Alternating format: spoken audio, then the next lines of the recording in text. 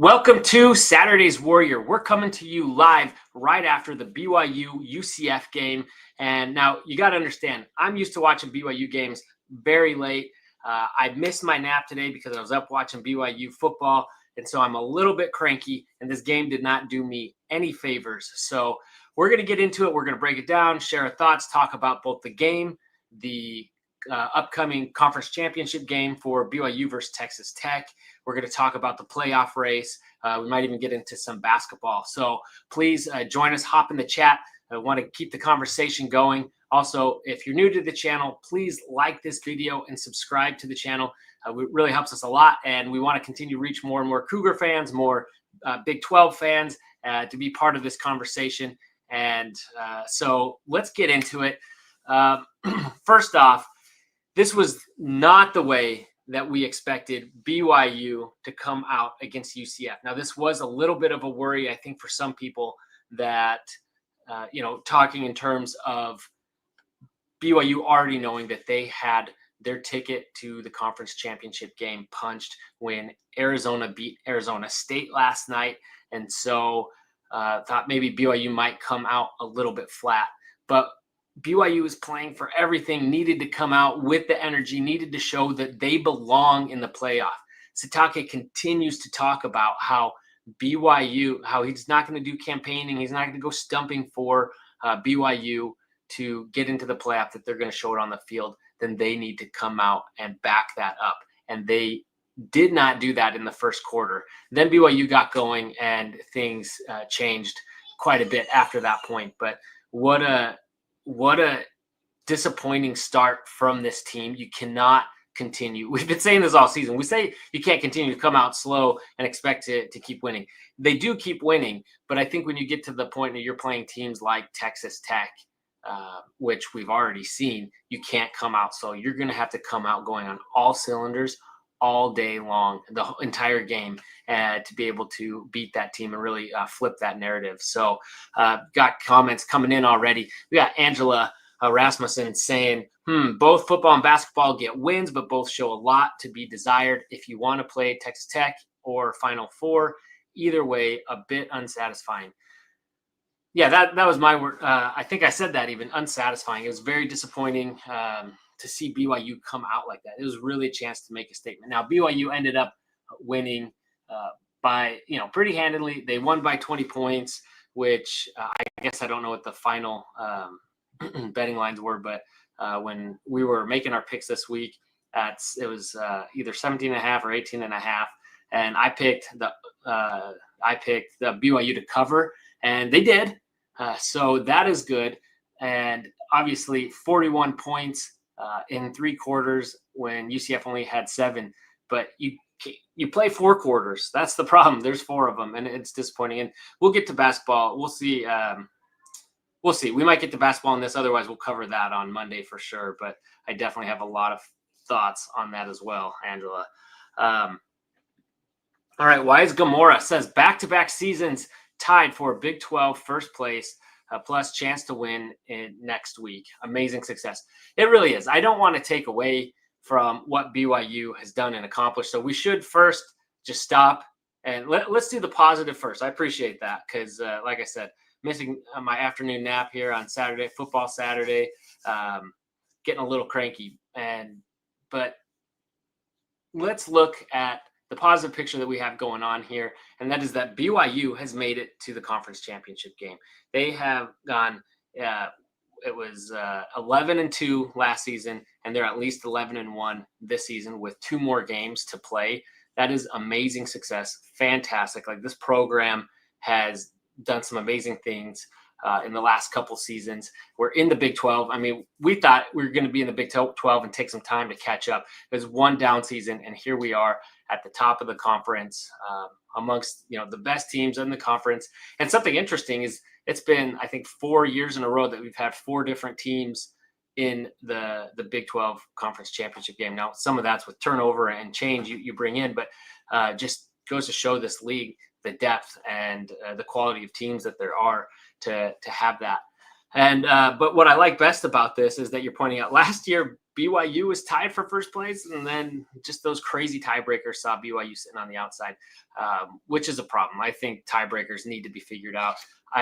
I've made this, and I think most people agree. Like these huge conferences are crazy. It's so dumb. We've seen rivalries destroyed. We've seen regionality completely thrown by the wayside.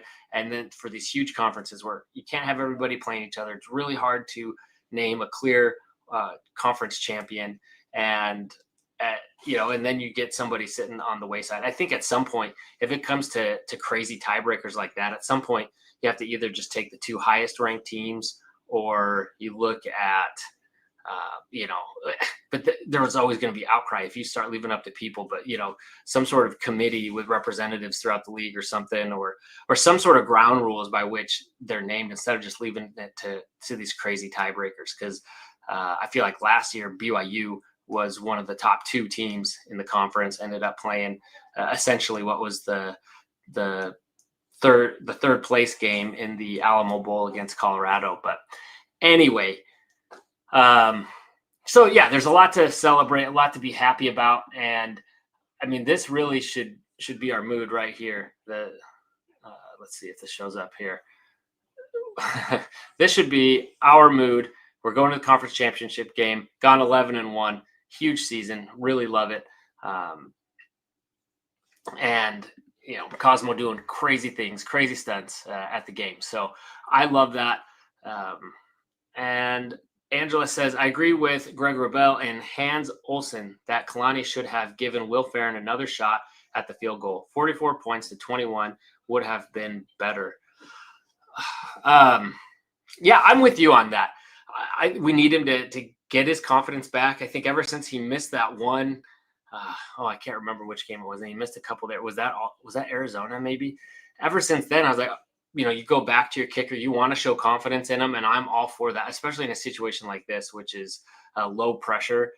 And I know that he struggled a bit today, but try to help him get it back. And maybe they felt like it was not a kick, not positioned well to be a kick that would be high percentage for him right now, and maybe only feed into his lack of confidence or whatever's going on mentally with him. But we know that Will Ferrin has the talent. So I'm with you. Go back to him and also get those points, put points on the board. All right. Wise Gamora says BYU only needs to show they belong if they want to play the game of CFP politics for a bid in the case of losing to Texas Tech next week. Don't need any CFP politics if we just win, beat Tech. That is true. That is true. That is true. However, and BYU plays a part in that, right? The great news is that is going to be determined by a game that BYU plays. And so you're right. It may not need any politicking, but you know what does? Even if BYU wins, which seed they get, which matchup, all of that is being determined behind closed doors by this committee. And if they don't believe in BYU, they're going to find a way to position them as such to probably make their path harder, essentially giving the other team an easier, in their eyes, path to the playoff. And so that's something to consider. I don't know. I think you still got to play it because we don't know what's going to happen right now. Obviously, there's a couple games going on. We got Oklahoma, LSU, and Oregon, Washington. Now, I'm not convinced a loss to Washington would move Oregon behind BYU. Just maybe if BYU would have had a better first quarter showing today. I guess it depends. Maybe if Washington wins big. And then LSU, I would think that a third loss to Oklahoma, that if LSU somehow pulls that off, regardless of how close it was, I would think, especially only being a few spots ahead of BYU, you'd have to put Oklahoma behind BYU at that point. So everyone is a Tigers fan right now and a Washington Huskies fan. So I still think it's relevant because things could still happen ahead of BYU. BYU could have, what if it goes to like quadruple overtime versus Texas Tech and they lose by 1 point? Then I would think, I guess you have to go for 2. So maybe a 2-pointer, right? And then BYU, I think, would still have a strong case, assuming the teams ahead of them lose. So I still think that matters, the style points. You don't know what else is going to happen. You always want to do your best right now. And allow the chips to fall where they may. But you're right. If you beat Tech, technically none of it is relevant. So Angela says the field did seem slippery for Hagen and Kingston. It seemed slippery. Yeah, they weren't the only two. Definitely our speedsters slipped and ate it a couple times, leaving definite yardage out on the field. Texas Tech held West Virginia to 0. That is who we are dealing with next week. That's true. Also, I mean, it's West Virginia. They're obviously a team that is down, but they gave BYU some fits at home this year. So even though BYU ended up winning by 2 touchdowns, they were still kind of a tough out. That was not the easiest win for BYU. But more importantly, I would say Texas Tech also knew that they were locked in for the conference championship game, and yet that did not stop them from coming out completely locked in, completely focused, and ready to take care of business. And so I know it's different styles of play, different teams, different circumstances, and everything. Nonetheless, BYU allowing 2 touchdowns to UCF, who I think is worse than West Virginia, and they're at home. And Tech just completely obliterating West Virginia. It just shows that they're kind of focused in on just a complete other level. All right. So Wise Gamora says CFP wasn't going to respect BYU anymore if they beat UCF 70-0. You're probably right. That's the reality. That's a fair point. They would just say, hey, that's a really bad UCF team. The disrespect is ingrained and goes far beyond the results on the field. That is a really good point. However, some games ahead of BYU could go in BYU's favor, and you need it to be undeniable at that point. Like if Oklahoma loses a close one, look, they're tied right now to LSU. I mean, it's the second quarter, 3-3. If they lose, you just need it to be completely undeniable. And also, we need teams behind. Like, what if Vanderbilt 14 beats Tennessee? Then they might have a case saying, "Hey, look, we just beat another ranked team. Help in the SEC, because that, whatever.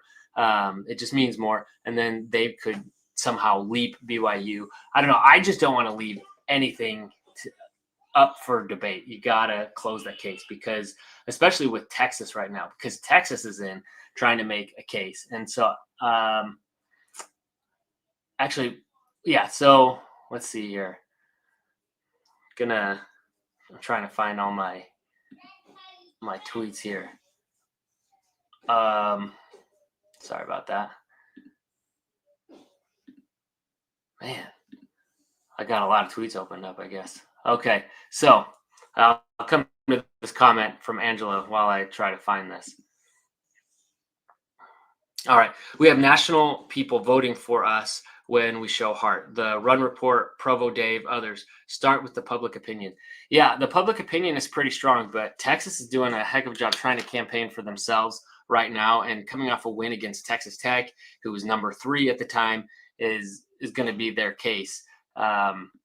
So we see here that they're saying Texas is being punished for Florida. It's true, as they should be. I mean, they played the game. Alabama, for some reason, isn't being punished for their loss to Florida State. But, Texas, wants that same kind of treatment, which I guess if Bama gets it, why shouldn't Texas, right? But if they played Rice and not Ohio State, then they'd be 10-2 with that resume with a Florida loss. So that they'd be in. So in reality, regardless of the verbal gymnastics people want to play, the Longhorns are being penalized for playing Ohio State because they didn't have to. Joe Wheat's comment on that is, can other teams just pretend one of the difficult games on their schedule didn't happen, or just SEC teams? So, I think the argument I think Texas should be out. They are a good team. By all means, they could probably get into the playoff and win games. A lot of teams could. That does not mean that they belong. And I think Texas has just lost too much. Now, granted, they've lost to a couple good teams, but they've still lost, and they have one good win. And honestly, I'm not even convinced Texas A&M has a great resume. Here we see from Derek Paulson, whispers BYU has a better resume than Texas A&M. And I think that's the case. We look at what Brett McMurphy says here. He says, how tough was A&M's SEC schedule? The Aggies gauntlet, in quotes. And I had made a similar tweet about this. But right before I saw Brett say this, he said 7 wins versus teams with losing SEC records. So that's 7 of your wins, and we're talking SEC wins, where it just means more. A&M, a combined 11-41. Then 4 wins versus teams that fired their coaches this season. So all the teams that were facing turmoil, there's lots of coaches getting fired this year. A&M played all 4 of them, and there was almost a stretch where they were almost all back-to-back. And then 1 loss to a team with a winning SEC record. That's Mizzou. So not the strongest argument for A&M. I don't even think they should have been number 3, and that is getting ahead of myself there. So I thought I had another one pulled up. But, yeah, blind resume next to each other. I just think that BYU has a better case than A&M even, especially with this loss to Texas. And so in my mind, we have to, BYU has to be impeccable because weird stuff is happening around, and you don't want Texas to make that case. Really, I think A&M should just drop quite a bit. We should hopefully see Texas Tech move up significantly in those rankings, in the playoff rankings, and then I'd like to see A&M drop quite a bit. But again, there's still a couple more games. We'll see what happens with those, and ultimately BYU's final score was pretty convincing. I'm just hoping that because the first quarter was played when Michigan and Ohio State was still relatively close there in the second quarter, that people weren't watching that, although they might have flipped over at halftime when the score was still down. But so I'm hoping people didn't really see that, and they're just looking at the final score and seeing that BYU took care of business against the lesser team. I would have loved for them not to get that third touchdown. Would have been amazing. They got a little bit of life after that. But nonetheless, I think BYU's got a strong case. And at this point, like Wise Gamora said, they're not going to get any favors from the committee. They're not going to get any advantage. At this point, BYU has to go beat Texas Tech, and that is going to be a very difficult task. What I want to see is them to come out and compete and really push Texas Tech, and we can come out with whatever it is, different game plan, different look. Hopefully we're not razzled this time, and I think this game is I'm just looking at it. Is this also an afternoon game? I think it usually is, which is not good because BYU this year and these seem to come out slow here. It says, so that's a noon kickoff game next week. So that should be another interesting one. See if they're able to get off to a better start this year or this week as opposed to a couple weeks ago. But I got a little ahead of myself. Actually, no, you guys are now getting ahead of me. So let me get back in here. Angela says, how do you think Bear and the receivers will do against Texas Tech? I'm concerned about run and throw game. It may be we get a few players who we didn't have today. Yeah, Chase probably could have. I think they're just being really cautious, realizing they most likely didn't really need him today, and they showed they didn't, which is good because you get some other players having some reps. JoJo Phillips had some nice moments. Of course, Parker Kingston, who's just been playing lights out for most of the season. And so I've been impressed with him. So it's good to see some other people. Carson Ryan getting playing, in the receiving game a little bit more, getting those touches, opening things up. And I think the big thing is our guys are that much healthier. I think LJ is looking better. Our linebackers are looking like they're more healthy. And so I am expecting to see a better effort from BYU, hopefully better game plan. And it is hard to beat a team twice in one season. One thing I'm hoping is that maybe Tech can somehow let off, just a little bit mentally thinking, oh, we own this team, and then come out and BYU can, if they can get to a fast start, kind of punch Tech in the mouth, maybe then give BYU some advantage. And if it's close, I really like BYU, especially with LJ, especially with the way that we run the ball and we can just grind and wear people down.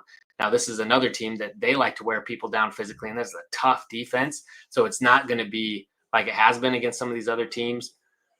But, I really like how BYU might be able to fare in those situations. So we will see. how that goes. But to your point, I do think BYU will get more guys back. I think we should be healthier overall. And I think that'll be an advantage because even though LJ played last time, you could tell he was hurting. He wasn't full strength. And hopefully they can come out just locked in. Oops, I jumped one. Sorry. And John Daughter, 351 says, last time Texas Tech came out ready to play. Next week, BYU needs to come out to play and be ready. Absolutely. And that's what we're saying. Like, they came out slow today. Tech completely steamrolled West Virginia at West Virginia. I feel like they've been locked in all season, and BYU's had moments and a lot of games where they've come out to slow starts. It cannot happen next week. Angela says, offensive line is a big concern. I think they are key. Waylon, I'm not sure what his status will be. Hopefully we can get him back. The offensive line is key, and they don't get enough credit because all the glory goes to LJ, but he can do it without those guys. Obviously, he makes them look good, but vice versa. Hopefully we're healthy and having the O-line back in shape. Although this O-line, I think they've rotated a lot of guys in and out this season, so we've gotten a lot of guys with reps. So I think whoever we have, hopefully we can keep running it at a good clip. Okay, let me get back to some of the tweets I was looking at. Let's see here. This was to my point earlier. This was by Ben Criddle, but he said, we watched the first quarter. Why is this stupid? I don't care about that. Oops. Stupid Grok. All right. The college football committee saying we watched the first quarter of the BYU-UCF game. BYU just didn't look like a CFP game. And so that's not a real quote, but honestly, like you can't come out of these games and come out looking flat. This is the moment. It's a daytime game, so you can't say people are asleep. Hopefully they're just watching other games because there's a lot of good games on around that same time. But shoot. And then Johnny Linehan says, love and learn doesn't mean play the scout team on the opening drive. There is business to be dealt with. You come out flat, had to recover from that. No excuses. And I agree. They came out. They cannot do that next week. You can get away with it this week. And why is this guy right there? Okay. UCF, this is from Casey Lundquist saying UCF had not scored a single point in the first quarter on the road this season.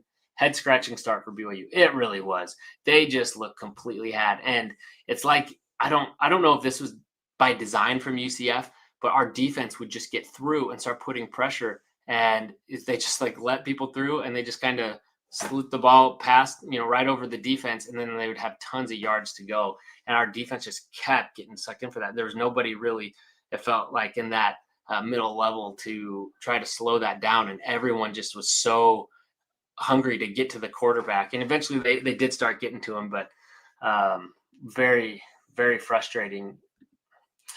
Okay. We got one. Where Stormy, I don't know how to say her last name. I know her Stormy Daniels. Buantany, I don't know, whatever her married name is. When you need her, it's funny because she's been to, I can't remember what the stat is. It's like, couldn't be 20 something. It is a lot of games that she's been to, that she's covered for BYU, and BYU's won all of them. Now it helps when you're winning a lot of games anyway, and these are night games at Provo, but she's covered a lot of them and we haven't lost any. So yeah, could have used a little bit of her luck there early on. And this is also Johnny Lanahan, but 2 weeks in a row, that's a fumble. I agree. I felt like that looked like a fumble. The quarterback was throwing it forward, kind of changed his mind, and the ball comes out anyway.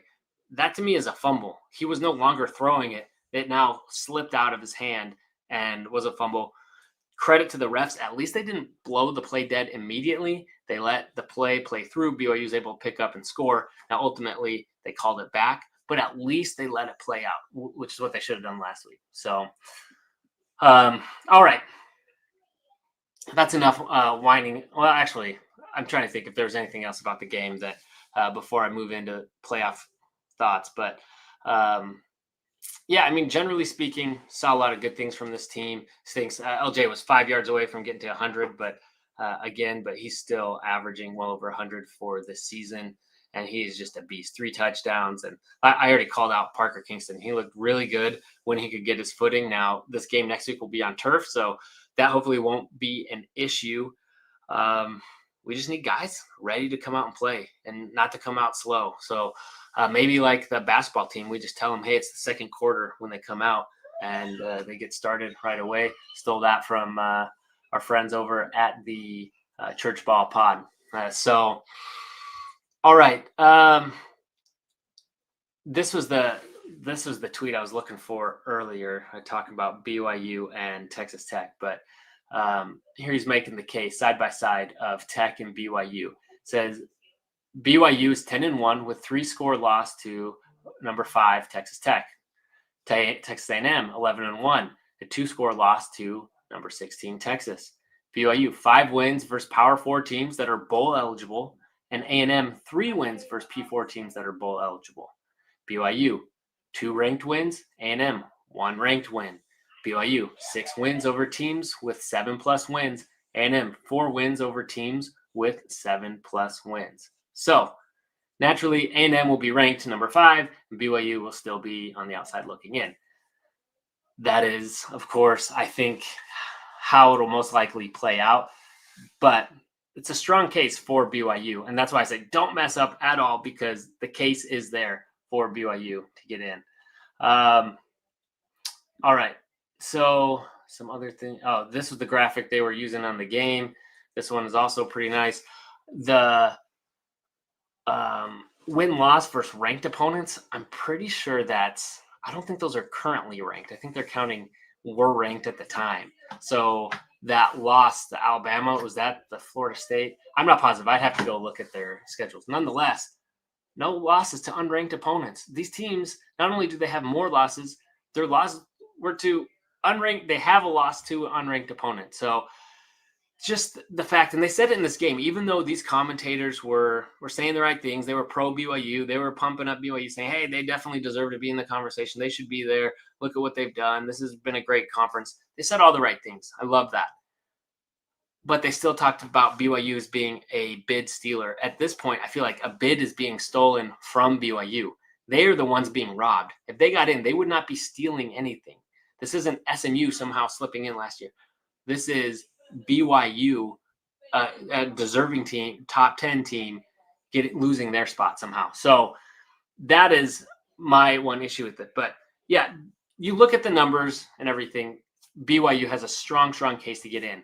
And another thing that I dislike is that the playoff committee said from the very beginning, this is something that we're going to take our old rankings, throw them away, and start from scratch each week. And they don't do that. They do what the AP poll does, where they kind of, you win, you kind of move up a little, you lose, you move down a little. They need to throw it away, look at the whole resume every week, and make new rankings. And they don't do that. And because of that, BYU is stuck on the outside looking in without any real recourse for getting in other than going and beating Texas Tech next week. So that's what it all comes down to. You got to beat Tech. You just have to. Okay. Let's see. Oh, yeah. This is a quote here from Brett Yormark. He was being interviewed last night on the sidelines at for the Territorial Cup. It says BYU has been underappreciated all season long, and when you compare them to a Notre Dame, there is no comparison when you think of strength of record, strength of schedule, and win and loss. So it's great to see Yormark, and there was more to it. Go watch it if you haven't already. He comes out and makes the case for BYU. Now, he's been kind of silent up until now. It would be nice to have someone thumping for BYU in their corner and going to work for them, just like the ACC is trying to do for Miami and other teams in the SEC and all their coaches, because Sitake's not doing it. BYU is not starting out the game doing it for themselves. It's great to have Yormark. It'd be great to have someone championing BYU. It'd be great to have someone on the committee representing the Big 12 that you felt like had BYU's best interest at heart. I don't think we have that. So again, that's why BYU just needs to erase all doubt and get in. Yeah, this is another one from Colton Potter. Same point. Sark has to do this, talking about his comments about Texas getting in. But Texas is not a playoff team. Great win tonight, but Texas struggled with Mississippi State and Kentucky, lost to Florida, and got blown out by Georgia. The Ohio State game is a big reason why Texas is still in the conversation. So he's saying it's on the contrary. Texas isn't being penalized for a loss to a really good, playing a really tough out-of-conference schedule. On the contrary, they're in the conversation still because they have one of their losses that they can kind of hang their hat on, this quality loss, and say, hey, look, we lost to Ohio State. That's not so bad. So he said, arguing they're just in the conversation even because they played that game. And maybe honestly, it's Texas, so it does worry me about them somehow jumping BYU in the rankings. But as we've been saying this whole episode, you win, you beat Texas Tech, you're in. Win the conference, you are in, and it comes down to that. And so that's about all it comes down to, and all we have left at this point. Obviously, there are still some other games to be playing out, which would be great to see them go our way. The way a lot of things have gone so far, I'm not so confident in that at this point in the season. So anyway, I think that's all I have to say on that. We'll get into basketball. I was debating whether I wanted to get into basketball tonight. BYU winning their tournament over Thanksgiving, beating Dayton in what was a much closer game than expected. I'll just say this is another team that's coming out to slow starts, has a lot of things to still figure out. It's great to see them win through adversity. It would be great to see them kind of figure some things out and avoid that adversity in the first place. I have some thoughts and some other questions there. But yeah, we'll get into that on Monday. So if you haven't already, please like this video, subscribe to the channel, come back Mondays when we do our live show. You can hop in the chat then. We can talk more football, basketball, and just all things BYU Big 12. We'll get into it. But also, or if you missed that live, can't join us live, that's always recorded. You can catch it after the fact. But please like this video, subscribe to the channel so you can catch all of that. And appreciate you watching. And as always, go Cougs. See you next week at the conference championship game.